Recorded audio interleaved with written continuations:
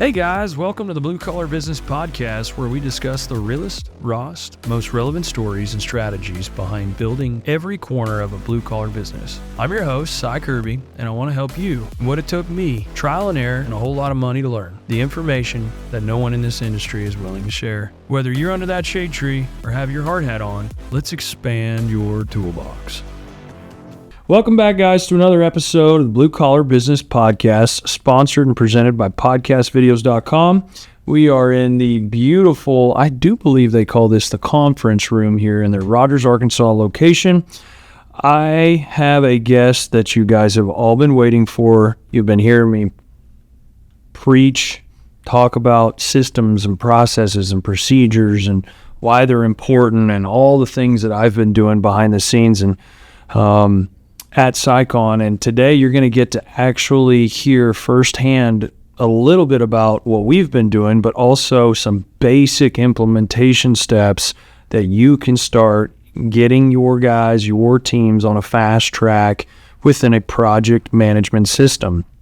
And I have been truly waiting to bring some of the insight from and use me as an example and some of the horror stories we could probably get into today when our guest first showed up and started helping. So today, furthermore, I have Miss Shelena Taylor, owner of 4G Enterprises, and a little brief description essentially is been SciCon's active fractional project manager for the last 6 months, implementing systems and processes and SOPs, standard operating procedures, and things of that nature. So we're going to talk about that in the blue collar setting and why that is important for you guys. This is not just for the corporate world. You have got to implement some of this if you want to succeed, grow, and scale. So furthermore, thank you, Miss Shelena, so much for joining me. Thank you for having me. Of course. Where do we start today? Because literally, Miss Shelena would, for the first couple of months during a research analyst little phase, you sat every Monday through what you would call not a meeting, but a collective group of individuals getting together and talking about what they may or may not get done that week. You can start, let's start number one with a little bit about you, but I am so honestly shocked at the power of LinkedIn within just a year's time and how I've been on there and started integrating, but that's where I found you. Mm-hmm. Like you had just basically put out an ad for where you're at, and I found you, and thank God we did, because we have fast forwarded what I have been and what Sarah has been begging to get done for years. But now I understand the need. But tell us a little bit about you before we get going too far here. Sure. I have spent the last 12 years in commercial construction on the owner side. Mm-hmm. So I have that perspective. Before that, all of my positions with previous companies were all project related. So I've been doing project management for a long time. Sizable construction project management. The last 12 years were, yes, very large projects. So it just seemed like a natural progression to try to start my own company and help small to medium-sized businesses with their project management. And I tend to gravitate toward blue collar, so I really enjoy helping the blue collar industry, so that's where I'm at. Honestly, it's what's needed. And I have picked up on many times from your past experience with working with the blue collar world, owners from concrete or steel guys or HVAC or whatever it may be, to excavation and utility guys, we're all disorganized. We're all completely lost individuals from the organization standpoint. We don't know what is important first. Like, we don't even know where to start. We don't know. All we're concentrated on is the next job and trying to get this job done. And it's this hamster wheel of death for an entrepreneur of go gather as much work as possible. Go do that work because you just gathered too much work for what you have. Then you grow a little bit. Oh, I've got a bit more work. Get over here. And it's just back and forth and back and forth. And as you showed up here, literally, that was the representation of the wheel that I was on. And obviously, the audience has watched me progress through having a project manager and backing up and going, oop, this is on my plate now, and it needs to be because you and the systems that you have made so important, and go, no, look, you have got to understand this is so important. If you want to do what you tried to do, put this in place, then we go find the right candidates and you let them roll. And I'm like, well, that's what I've been wanting to do this whole time, but I didn't understand how to get there. And this is the key, literally the key. And shout out to Mr. Howerton, because I was serious about it last year. Like, I knew it was a focus point. Obviously, July, my project manager going and doing his own thing was a definite wake-up call for me. And I'm like, man, why am I failing so hard with, the leadership principle? Why is it still all on me? I have all these people in place, like a whole tree of mess of people. And it was all imploding on me. And it was all back on me every single day. Like, did you not ask this person and this person and this person? Yeah, but we didn't get anywhere. So we just came straight to you. And I'm like, oh my gosh. Well, so as you have got to watch, I literally sat there and kind of made a decision myself. And I was like, I kind of take this role back over and, number one, understand it. Number two, probably put myself in their shoes and see the disorganization and zero systematic procedure other than, oh, we took some pictures and this is what we did that day. Like, guys, I'm not discouraging you if you're at that level right there. That is a great place to start. But I'm telling you, there's so much more to it. And for years, that's what I thought, we just document what we do and keep on rocking, get us the next project. And it's all the finite information and details to make it a whole lot less stressful, add a little bit of accountability, the right accountability, job descriptions. Do we start there? I mean, talk about just for a moment, and I'm probably going to hop on something you say, but the job descriptions and how vitally, I can't tell you guys how vital job descriptions are, because you can have a whole mess of people, 30 people, but if there's no organization chart and job descriptions for what each and every single person does at that company, I know that sounds overwhelming, but seriously, and that's what we've been working through. Yeah. One of the larger problems that we discussed early on was the lack of accountability.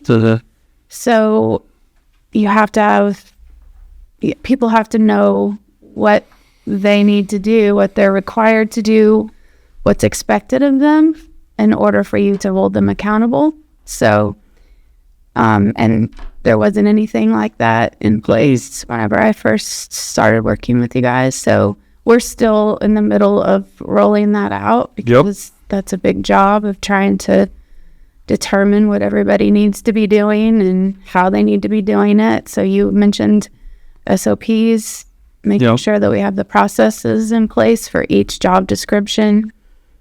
It's a big job. But it's basically that foundation that you really need so that you can start building. It is literally the interweb. It's the communication method. I screamed for communication, but they needed a process to communicate. They were communicating, but not everybody can remember everything all day long. That's just... So, guys, you don't know what you don't know. And what Miss Shelena's talking about, the size and the weight of literally writing these documents and making sure they're in place, it is a big, big task, don't put it on your wife. Okay. Like literally Sarah would be like, for years, we got to get this going. She would be reading and she'd be studying and like, this is vitally important. We've got to get this going. And here I am. Well, this job and that job, and I got to get a track O here. And, not even remotely trying to bite into the information she's trying to give to me and understand, because I didn't understand, a lot like our audience today doesn't understand the benefit and the curse of not having it in place. But it takes a long time to go through this process. It's as fast or as slow as you want it to be, Mr. or Mrs. Entrepreneur. But once you start to feel those little wins on the other side of it, and you see Johnny, the backhoe driver, literally driving his backhoe, and he's happy and he understands his job and he's getting those equipment check sheets in before he starts his engine it's the small things, but they don't become necessarily hassles at that point. I screwed up in a lot of ways, but literally we're fixing to start our 10th year in business in August. You guys, as plumbers and electricians or excavation guys, you're not job description writers. And I would encourage you to find somebody like Miss Shelena, spend the time sitting here for her to pull the information out of in a very therapeutic way.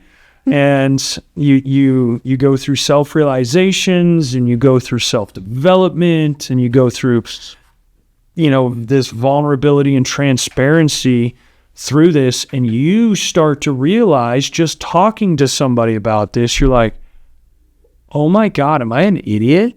And you just have these major shifts. I'm the bottleneck. I literally, you watched me do this. I'm like, told Miss Shelena 2 days in, she's like, you need an operations manager, sir. And I'm like, yeah, we're not doing that again. Yeah, I was so scarred, and I was vulnerable in that conversations where I was going with that, to make sure you understood, like, hey, look, it's not like me saying, no, I don't need that. I recognize the fact that I do. I just don't know how to emotionally process dealing with that right now. And I know we're going a little off. It took you 6 months. It really did. And it was 3 weeks ago, guys. I was just talking about it on the last episode. We are hiring for an ops manager role.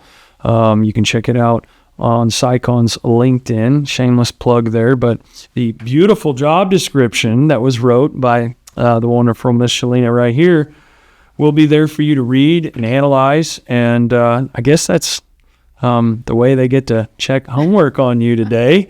And that role's there. We're looking for that person desperately to empower the team. It's what's lacking.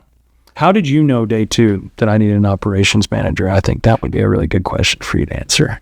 I think I knew the day that we met for coffee. Okay. Before I even started. The discovery intro call. Okay. But at that moment, you and Sarah were very open with me. And you guys gave me a lot of information in that hour coffee slot that we had. But it was good, because then I kind of had an idea what I was getting into as well. But also, just, you're the owner of the company. Mm-hmm. And your focus needs to be on business development. Mm. And what I've seen over the last 6 months is your focus is in 15 different directions. And a lot of it is field operations, which part of getting job descriptions in place and putting some accountability on your field crew is going to take some of that pressure off. But, those are just some of the little hints that, I saw along the way that said that's what you need. When we first started, I did a SWOT analysis. Talk about what a SWOT analysis is. So that's where you analyze a company and you determine what the strengths, the weaknesses, the opportunities, and the threats are. And then when you take all that information and you figure out how you can kind of build off of how do you capitalize on those opportunities, to minimize your weaknesses. So we did that, and that told us a lot about SciCon. Told me a lot. Like seeing it on paper in front of my face, Right. I couldn't disagree with anything. And I think the one phase that I think we kind of skipped through, but that first 3 months, you were like a shadow. And not just with me, guys, like with the estimator. And if there was a project manager, I mean, you were filling that kind of the gap there, but it was me and dealing with me on the project management side, but also dealing with me from the ownership side, which was a struggle for you, I could only imagine. But at the same time, it was dealing with the clerical and the HR stuff, making sure Miss Shea up front, in the back of the house is taken care of, which is a whole different beast in itself. And not only that, it gave you the time, I do believe, to understand, because I don't think you were in the blue collar working space, in the last 15 years. So it gave you a little appreciation, I would hope, to, they're trying, but they really just don't know. Did you think, like, from, January, like, it can't be that bad walking into it? I mean, we were pretty transparent about it, but at the same time, like, it can't be that bad, can it? And then you get there. Was there any shock walking in? Well, I think not necessarily shock, because I don't think you give yourself enough credit for the things that you did have organized and working. I mean, you did make it to year 10. So I don't think I was shocked. I think the thing that really impressed me was the dedication of your team. Yes. You had guys that just all they want is to see SciCon, make it. So they were just sitting there like ready for someone to come in and say, "Hey, let's try this. Let's give you these tools so that you can do this job a little more efficiently." So I wasn't shocked, no. Good.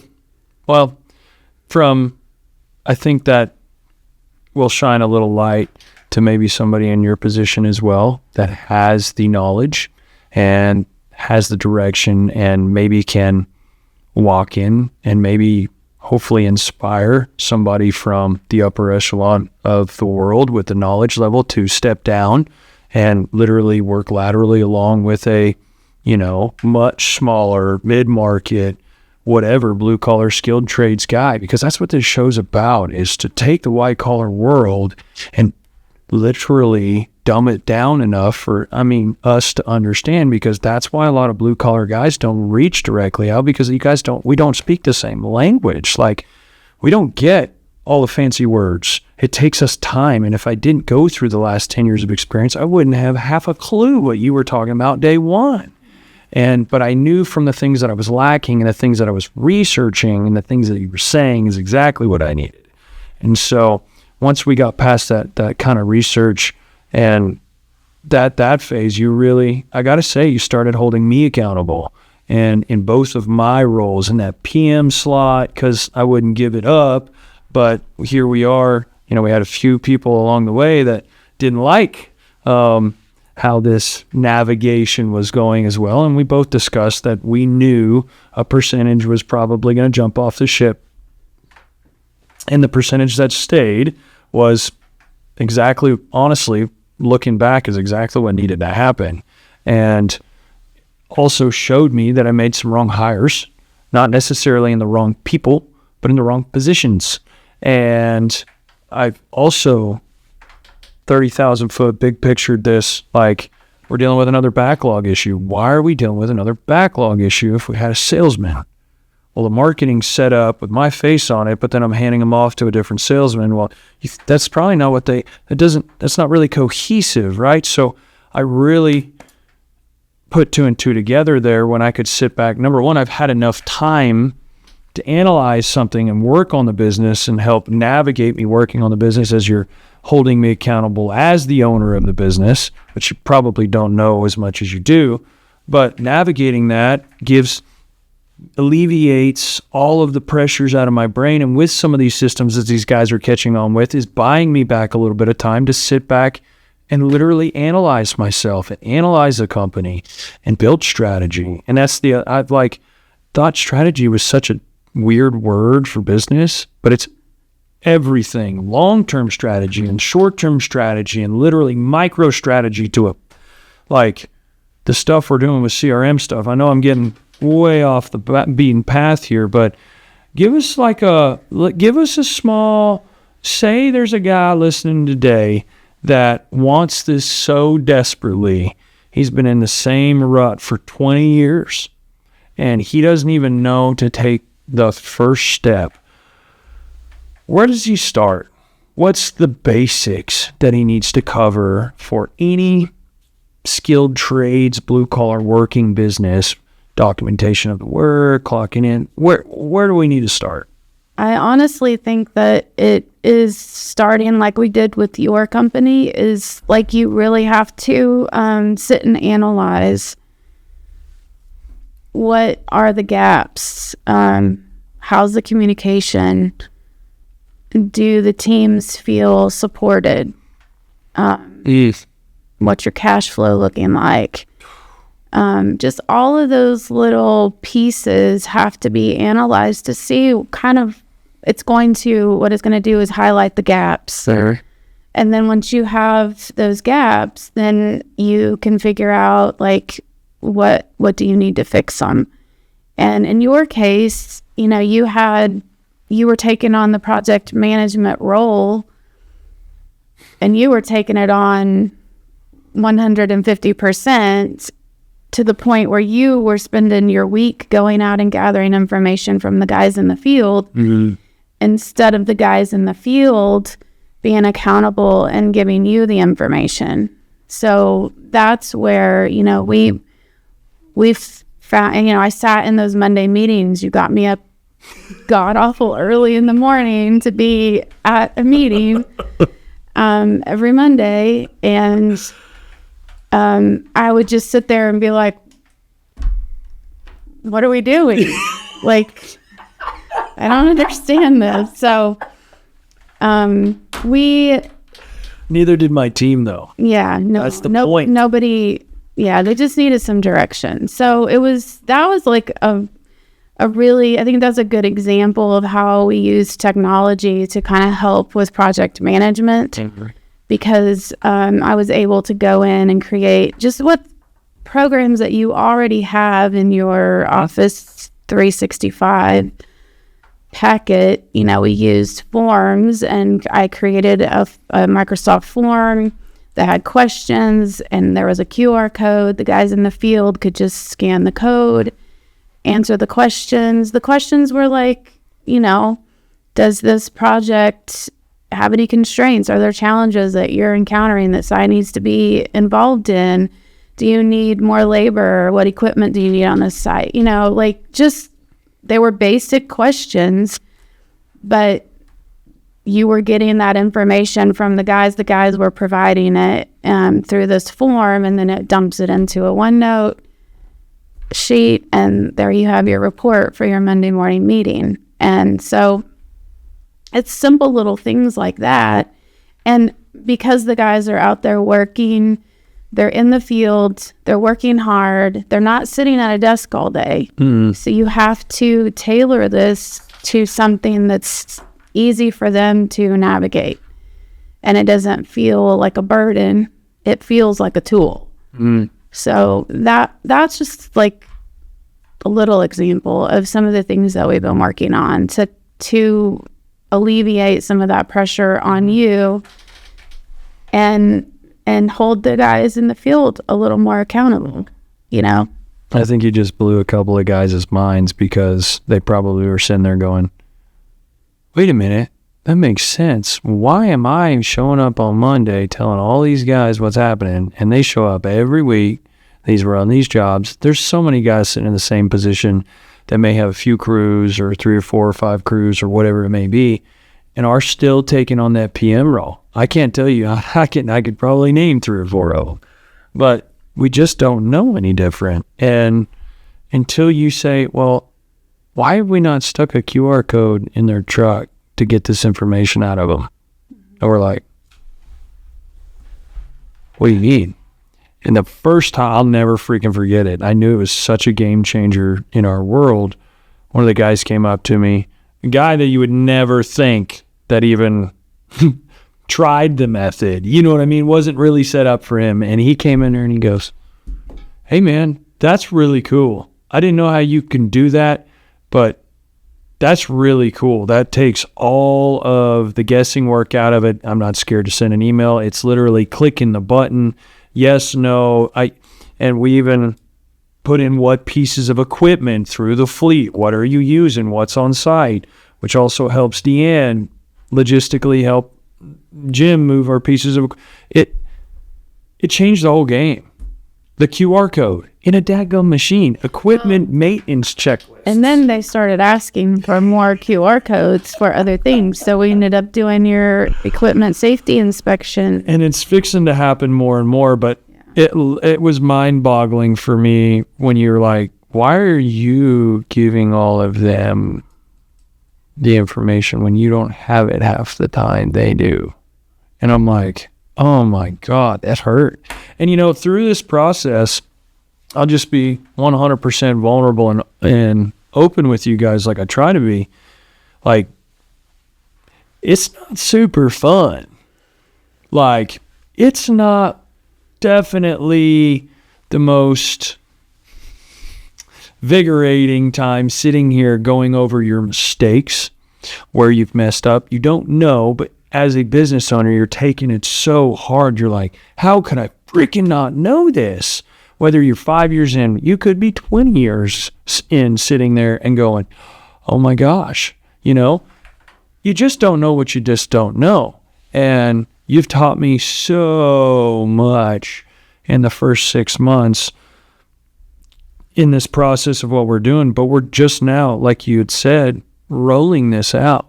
Everything we've been working on for 6 months, and the guys are a little impatient. They're ready to get this going, and so am I. But I think as a blue-collar business owner, we tend to rush things.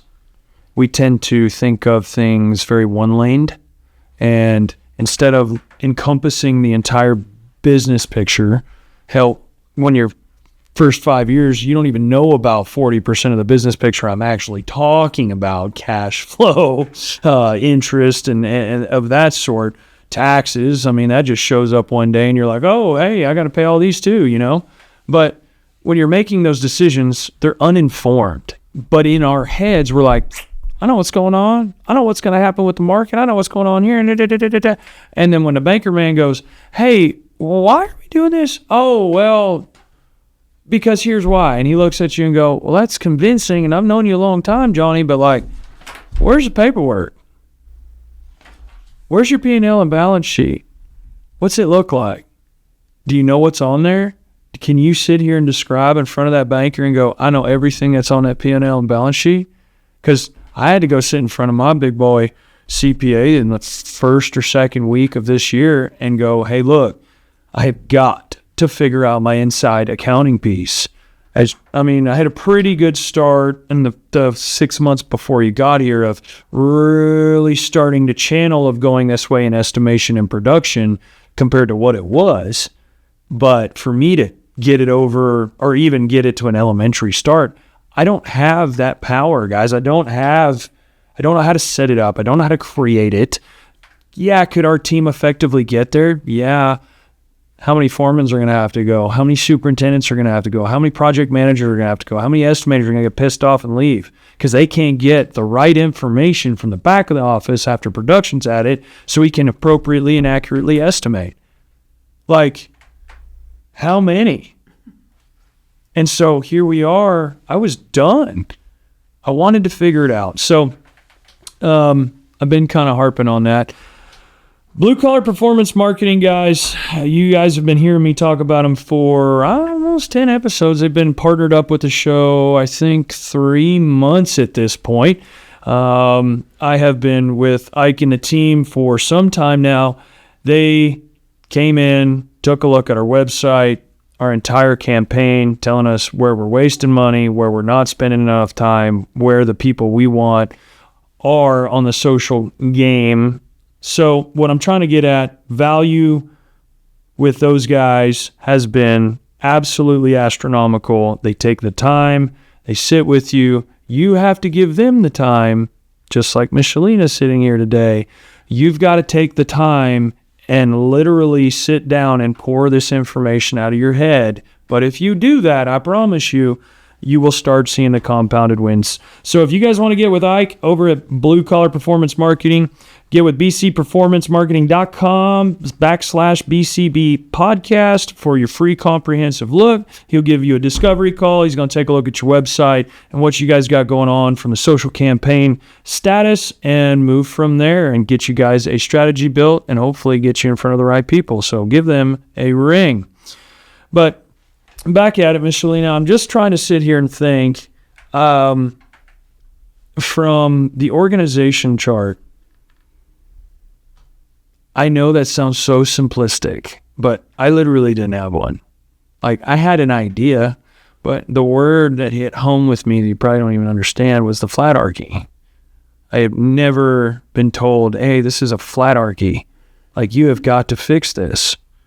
And I'm like, everything's underneath me. That is literally the hamster wheel that I'm talking about that I got to get off. How do I start developing the systems underneath these people? And I, as a blue collar business owner, you'd sit there and you go, man, I can't tell Jimmy that, well, Bobby's his boss. Heck no, I can't do that. Well, then Jimmy's going to get pissed off and leave. Well, then Jimmy don't need to be here. And it took me some time. You literally watched me kind of deal with it personally and emotionally from the damage that what these individuals don't really understand. And this is something I've had to deal with too as a leader, that it's not always personal, but when you have personal ties into the relationship before they come to work for you, it will always make things difficult. But these people that were supposed to be here for life, that swore up and down, but it's not necessarily, they didn't do their job or whatever the case may be, but Psychon literally didn't give them all of the tools that they needed to be able to view and look at or create to literally solve the problem that they kept running into, which was the communication front, the information gathering front, the documenting, and the storing of that information. And that's where I was going to go next is, you've seen that when we first showed up, we had a pretty decent documentation stat process. Now, was everybody doing it? No, we brought light to that very quickly. And I have always been really good at starting things. Here we go, boys. This is what we're doing this week. Here we go, guys. Hey, ladies, I need this, this, and this. And we're going to start this. And this is how it's going to roll every time here on out. And we get it the next time. And then the next time we got to reschedule because we're all working. And then we kind of forget about it. And then we update it. And we kind of try to get it scheduled again 3 months later. And then it just dies. Execution after implementation is everything. And implementing it is one thing. Starting it, getting it going. But being able to have a checks and balance accountable system that to catch, hey, look, homeboy's not putting anything in there like you're telling me he is. Oh, well, are these other two guys? Yeah, no, they're going over the top with information. Why is this guy getting to squeak by? Where's the system to catch that? And we maneuvered that very quickly to put another set of eyes on it to ensure that I know, and I catch an email now, hey, and on our report every week, Miss D, shout out, she'll stick it on her, haven't got any maintenance inspection sheets, my gosh, or I haven't got any truck inspection sheets. And from this crew's been doing a really good job at it. So I'm not sitting there harping on the whole bunch like I used to, because anytime you guys would bring me something, it would be, well, we got to talk about this week. Well, there may be a group of guys that are doing great. Now I know. Anyways, but the documentation piece, let's talk about software for just a minute. Because in the month of June, it's the month of software, but there's so many programs out there. You hit on Microsoft 365. There may be some guys still on Mac out there or whatever they're doing, but Microsoft 365 you have to have. Okay, that's a check mark. from there, where would they go if they're sitting there trying to maybe, instead of just emailing, because at one point we tried Microsoft Teams within 365 is where I was going with that. It just doesn't really serve that purpose. Although it can set up all the jobs and store files there, it's just really clunky for the guys out in the field, and they couldn't really get the information back. Maybe a couple of programs that handle from the project management base, maybe something we're not thinking about, maybe some things that we use now or whatever it may be for the guys that are just now jumping into that software kind of game. So you first have to analyze like your business and what you really need. You already had Buildertrend that you were using. So we didn't want to go spend a bunch of money on more software. Like I mentioned earlier, the guys are in the field, they're busy, they're not sitting at a desk all day. So you need something that's going to cover most of the bases, if not all of them. When we first started, I thought Asana was the way to go. Right. I love Asana. I just like the way it looks. What's Asana? Part of it. What's Asana for the folks that don't know? It's a project management database software that you can use, sort of like Monday.com. Okay. But what we learned is that Dylan, your estimator, was having a little issue with CRM, keeping track of his estimates that he had sent out, his bid invites that he was working on, and the status of all that, and his communication with clients. So Asana doesn't do a CRM. So we didn't want to start using something, just another program, just because it works good for project management. The ultimate goal is to find one program that covers most of your bases, if not all. And we worked with Ike, and we did some research. Ike did his research because he's more CRM. I'm not. I'm more project management, so we both did our research. We ultimately landed on Monday.com. And right now we're not using it for project management. We're still in Buildertrend because that's what your guys are used to. But eventually we will get everything rolled over into Monday.com, so you're just using one platform. The CRM is something that's totally new, but totally new to the blue collar working world. And it may not be, maybe speaking a little neglectful there, because there are very high transaction based companies out there like HVAC service call bases or companies, or, plumbers or electricians that may do a ton of service calls across 20 crews.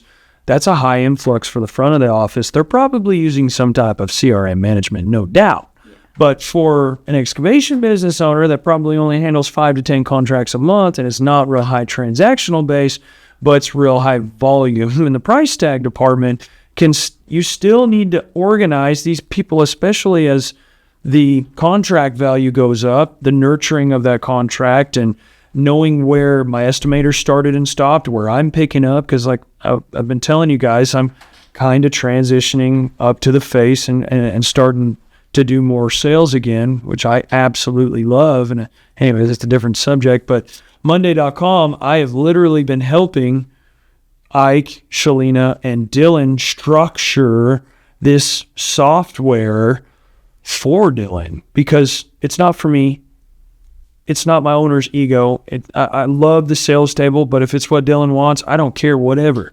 As long as we are being efficient and we're getting numbers accurately, enough time to take off, put our numbers together, and get them out in a scheduled manner. I don't care what it needs to look like. I can procure the information a different way. But Dylan has been super effective in communicating what he wants. We just don't know how to get there. And now we have been literally tooling around with this CRM tool for almost 90 days, and I'm getting a lot of enjoyment out of it. And I am going into subcategories and tasks, and I'm like, bro, who am I? Like, this is so, but like I was saying earlier, what we don't realize, it's not just all about ROI to a business owner. It's the benefits from all these little things that you have to concentrate that equals the big picture, that you don't automatically see the benefit. Once you feel the benefit from it, you're like, oh, that's why we do that. That makes way more sense. They didn't even call me. They always call me about that thing. But we were able to document, and Johnny showed up on the job, and he looked back in whatever project management tool, and Buildertrend's what we use. We did the Procore thing, and that's a whole different podcast for a different day. But I remember the first time Jesus showed up on a job and he didn't call me for a said task that I normally catch a call on. Why? Because so-and-so put his dadgum daily log in there from the last time he was there. He knew exactly what he was going in, took pictures of everything when he left it. It was different when he showed up. But I remember, hey, Jesus, what happened over there today? Well, we had some different things that I got it all worked out with the GC, and they supplied us some rock because of whatever. And I'm like, whoa, what?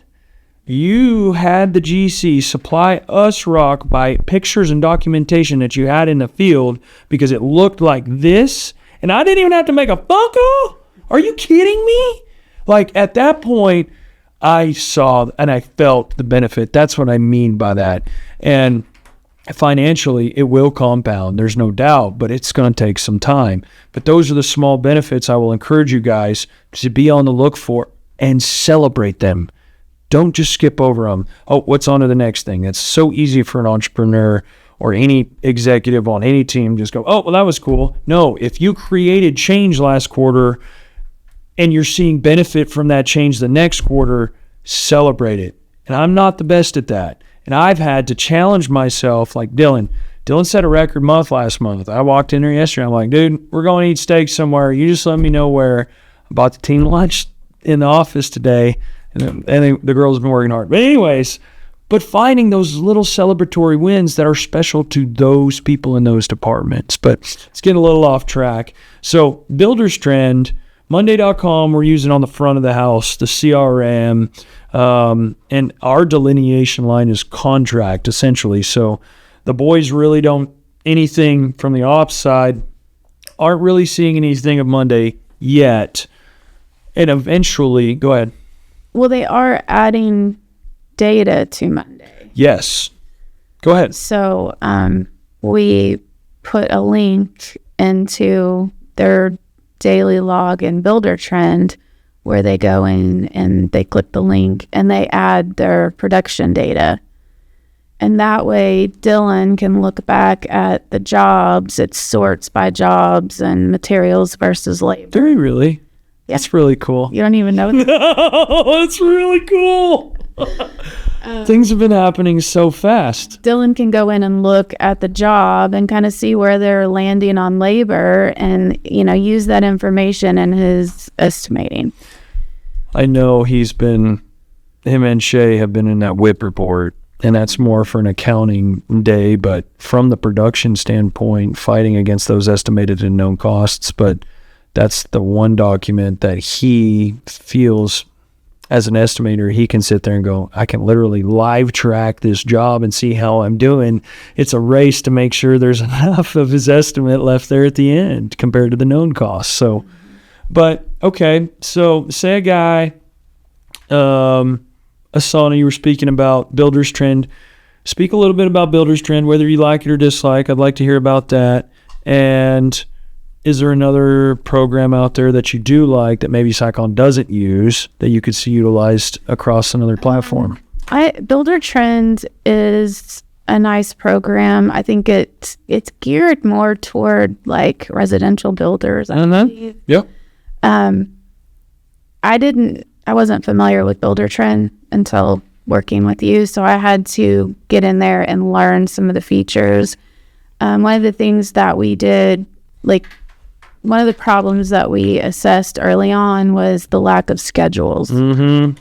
And not having a schedule for a project that you could share with a stakeholder. Yep. And so I had to spend some time in Buildertrend. I watched a lot of videos to learn how to create a good schedule in Buildertrend. And then, of course, I had to sit down with your guys and do one-on-one trainings with them, because now when they start a job, they also go into Buildertrend under that job and they create a schedule. And then they maintain the schedule as they go. It makes me excited because and where we're trending to, back to the short-term, long-term goals. This is the short-term. Everybody's updating a schedule per job. But long-term, all of those updates transfer over into a broadband company schedule, in which Monday does, I do believe, but Buildertrend doesn't do, right? That's one of the things. Well, you don't have like the full version. That's right. You don't do the fit package up. So I don't know if they would offer that. Mm-hmm. That's a little bit expensive. Monday.com is, I think, a little more cost effective. Mm-hmm. So, hey, Monday.com, where you at? Eventually, what we want to do is, when Dylan goes through the estimating process in Monday and then it gets to contract, if you win the bid, it goes to contract. Once the contract is complete, then that job will roll up into a project management board. And from there, that's where the guys would manage the schedule and production and labor and all that stuff.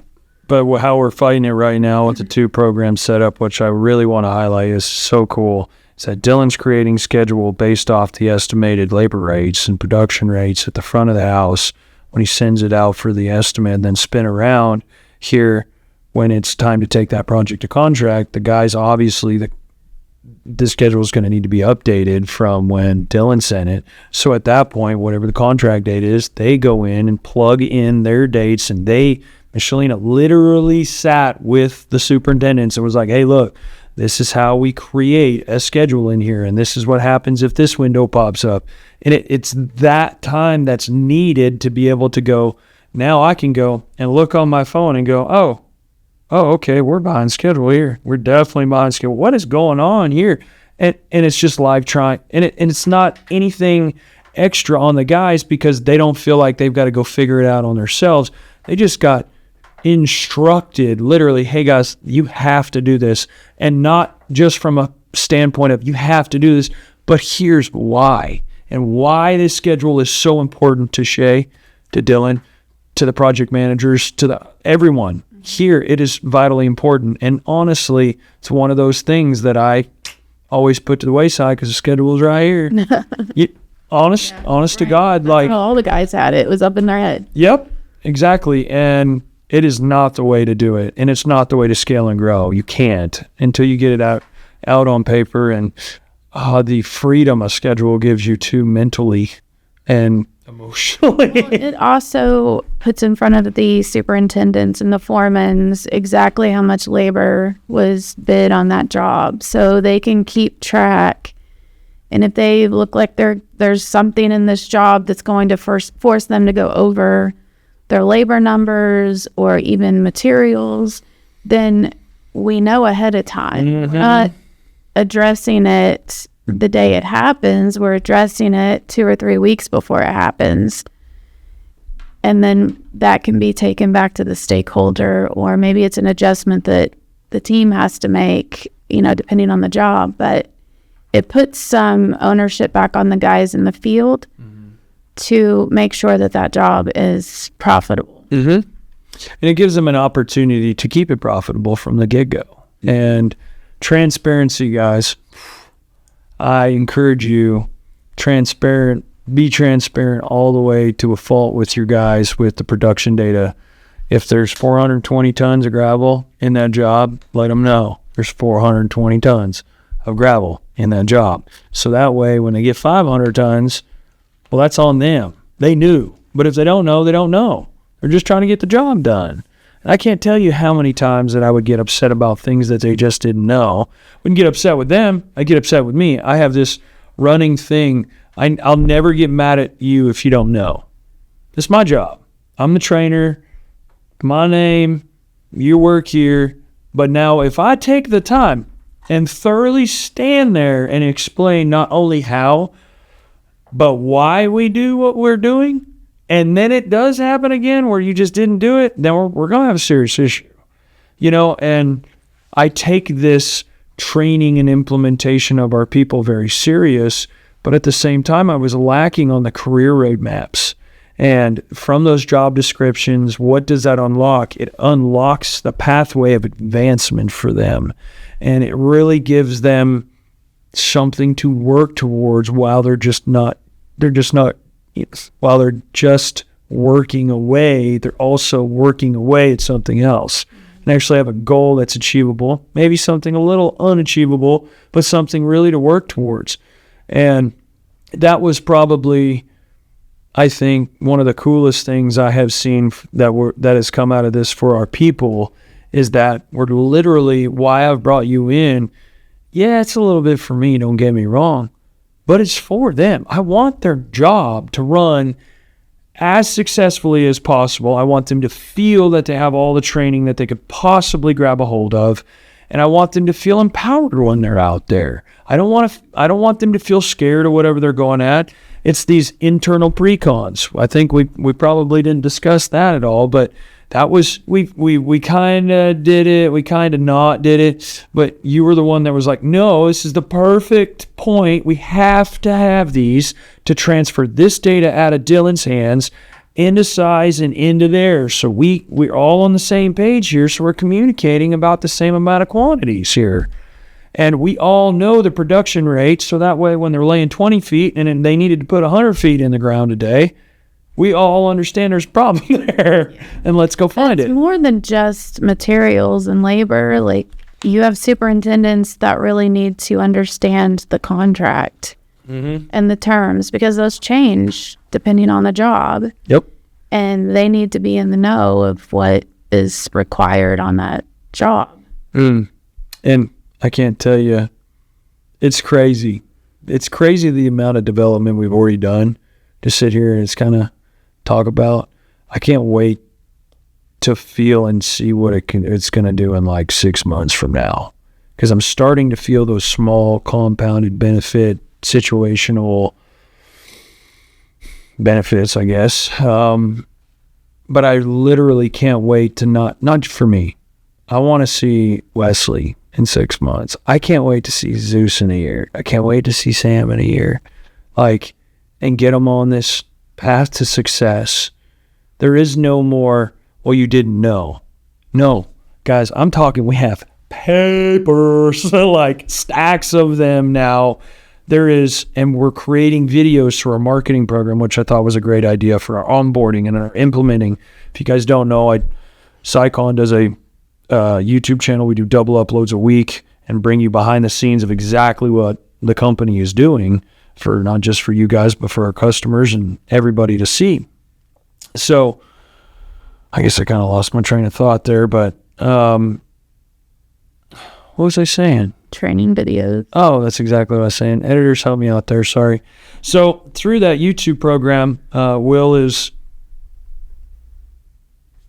giving us a small list of generic stuff, because as the entrepreneur or the ops manager, you're so far off in the weeds, you're like, I don't know what to give them. Well, how about PPE, Cy? And I'm like, oh yeah, like let's a 2-minute video of this is what's required from me in a video. I don't have to stand there every time, but this I'm telling you. So when I show up for the first time and they see me on a job, they're like, oh, that dude, that's the dude that told me that I got to have my hard hat on. I better get my hard hat on, which we don't play that game here. we wear hard hats. But anyways, it's the small things like that stacks the compounds. But what would you say in the overall grand scheme of things from the project management level is I've talked about where to start, but if you had one section of it that is the most important, could you narrow it down to one thing? I would think take your time if you need to. The most important would probably be team development. What an answer. I think just making sure that your team has the support, the tools, the training that they need, because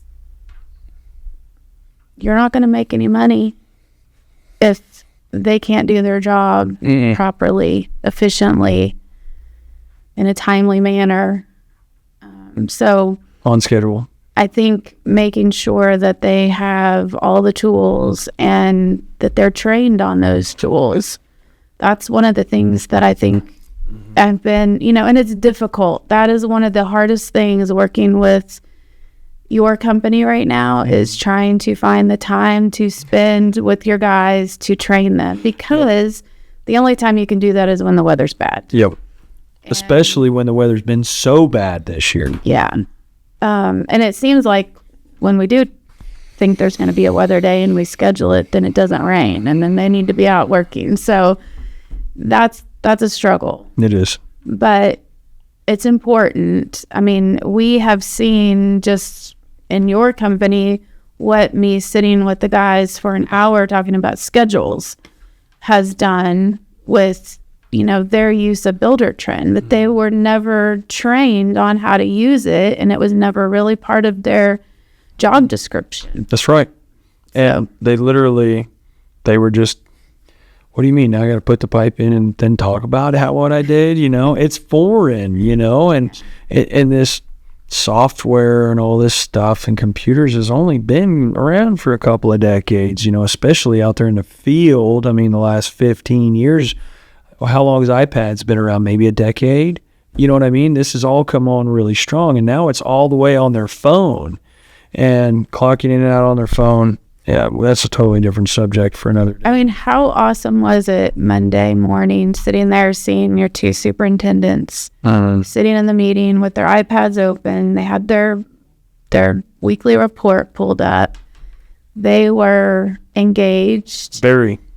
It was awesome. Setting the tone, asking the questions, not me going, hey, what do you think about this week? What do you think about that? Hey, we really got to get old Johnny knocked out. He's really going to be... Just didn't have any clue. What do you put on them? How do you put it on them? They need to be doing it, but you really don't know how to get there for them. Number one, for you to keep your people, not piss them off. But it's just exactly why folks like you are needed in all industries.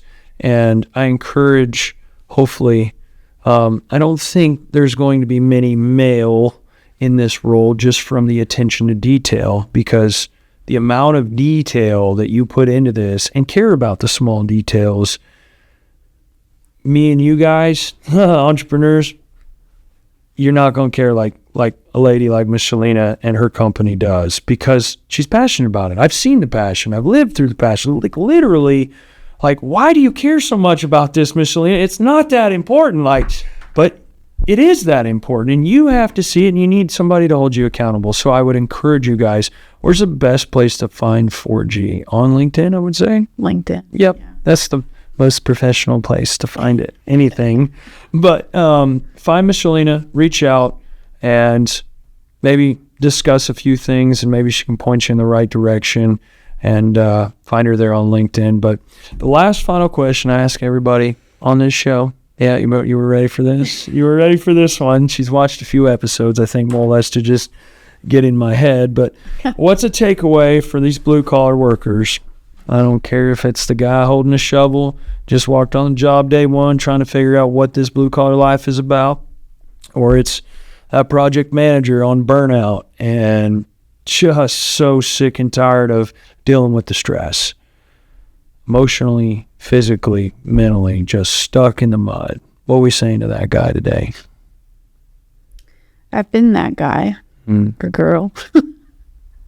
I think you are a really good example of this, because you were willing to learn and change and go through the uncomfortable. Shame and embarrassment? Yeah. Literally? All of it. You and I have had some really uncomfortable conversations, maybe not so uncomfortable for me, but they were really uncomfortable for you. And I think that is a great quality, because if you are willing to change, you are not going to stay stuck. Oh, you came prepared. That is good.